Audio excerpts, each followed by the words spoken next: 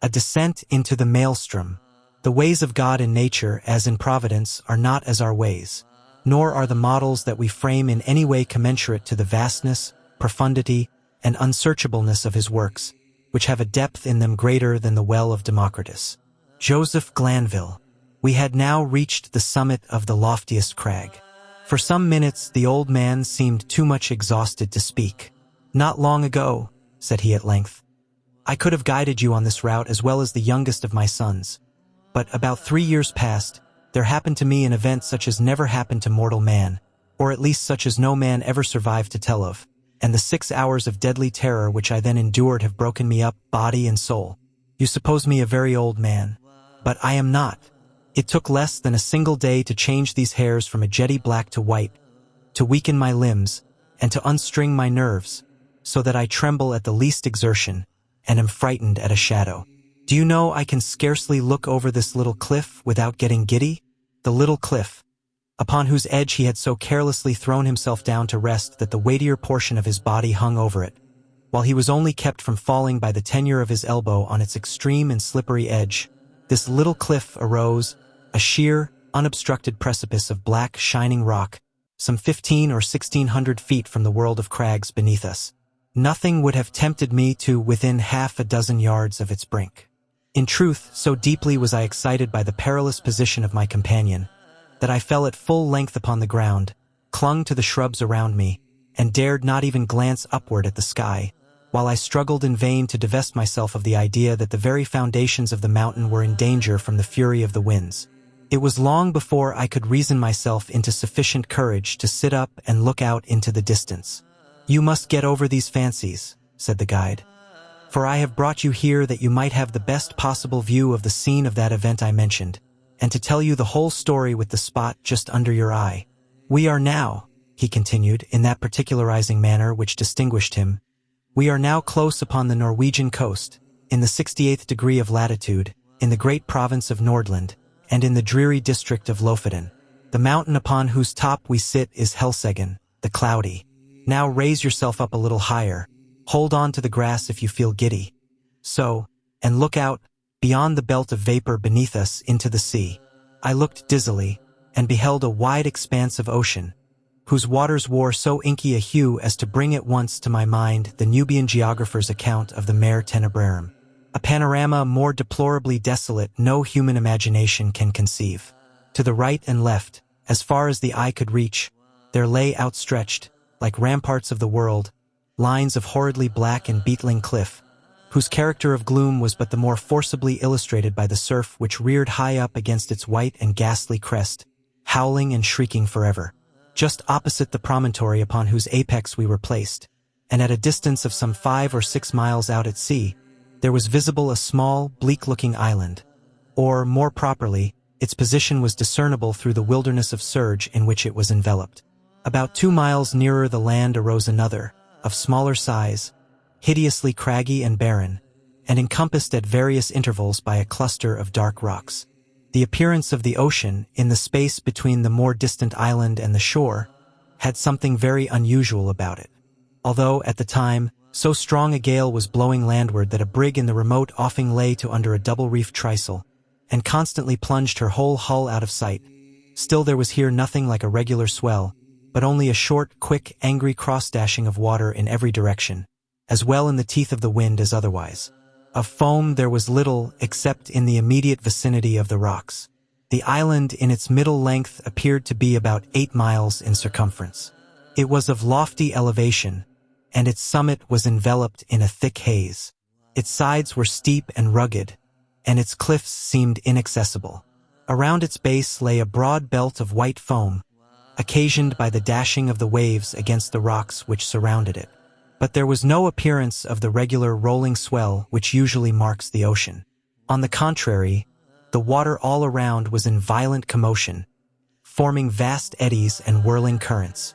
The guide then directed my attention to a singular phenomenon. He pointed to the ocean between the island and the land. "Look there," he said, "and tell me what you see." I looked, and saw nothing but a vast expanse of troubled water. "You see nothing remarkable?" he asked. "Nothing," I replied, but a wide and angry sea. "You must look again," said he. Upon a closer examination, I perceived that the surface of the water was not level. It rose and fell in quick, irregular undulations, unlike any motion of the sea I had ever before witnessed. These undulations were not caused by the wind, for they were visible even where the breeze could have no influence. At intervals, immense volumes of water seemed to be drawn suddenly downward, and then again hurled upward with fearful violence. The noise of this commotion was appalling. It was a continuous roar, like the bellowing of innumerable cataracts. "This," said the old man, "is the great whirlpool of the Maelström." The name itself filled me with terror. I had heard of the phenomenon, but had never before imagined anything so vast or so dreadful. "The Maelström," he continued, "is formed by the meeting of opposing tides. Twice every day, at the ebb and flow of the sea, it rages with incredible fury. For 6 hours the current rushes inward with violence, sweeping everything within its reach toward the center. Then comes a short pause, followed by 6 hours of outward flow, during which the waters are hurled back with equal force." While he spoke, the scene before us grew more terrible. The water seemed to deepen in color, becoming black and lurid, as if charged with ink. The eddies multiplied, and the whole surface appeared in a state of convulsive agitation. The guide now told me that it was during one of these periods of inward rush that he had been drawn into the vortex. "I was one of 3 brothers," he said, "who owned a small fishing vessel. We were accustomed to fish among these islands, and were well acquainted with the tides and currents. On the day of the disaster, we had ventured out too far, and were overtaken by a sudden and violent storm. The wind increased rapidly, and the sea rose in furious waves. In spite of all our efforts, the boat was driven toward the Maelström. We saw the whirlpool before us, its vast funnel-shaped cavity yawning like a monstrous abyss. I shall never forget the horror of that moment. One of my brothers was paralyzed with fear. The other clung desperately to the mast, praying aloud.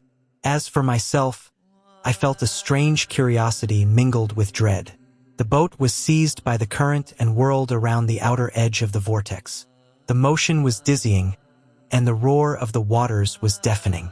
We were drawn nearer and nearer to the center, where the whirlpool descended in a smooth, shining curve, like a vast cylinder of ebony. As we descended, the velocity increased with frightful rapidity. The boat spun round and round, and the giddy sensation was beyond anything I had ever known. The sky and the sea seemed to mingle in one chaotic whirl. In the midst of this terror, I began to observe certain details which, strange as it may seem, engaged my attention. I remarked that the fragments floating near us were drawn toward the center at different rates.